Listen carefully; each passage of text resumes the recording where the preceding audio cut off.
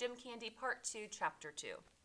We finished the season with a 5-5 record, just out of the playoffs. When Pop Warner ended, it was hard to fill the days. School took up 6 hours. After school, Drew and I would go to Crown Hill Park to play football, but each day was shorter and darker than the one before, and fewer guys were showing up. Weekends were a little better. The field was growing soft from the rain, so we'd play tackle football in the mud. The grosser it was, the better. We'd go home, get cleaned up, and then either Drew would come over to my house or I'd go to his. We'd hang out together playing video games and foosball. Over Christmas break, my grandparents came up from San Francisco and stayed with us for 5 days.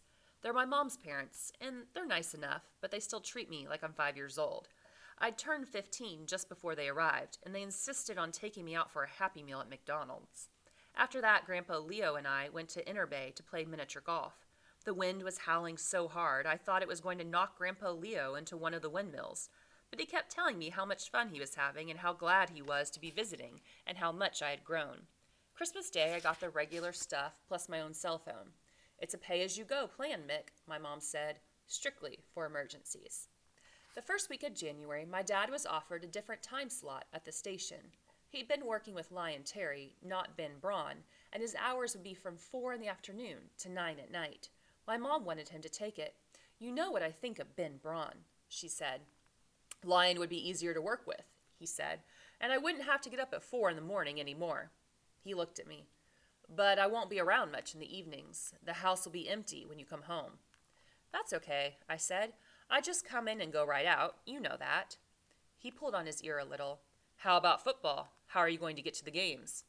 "I can get a ride with Drew's dad any time," I said. "He's told me that." "Take the job," my mom said. "Please." He smiled. "Ben Braun is not going to be happy." My mom laughed. One more reason to take it.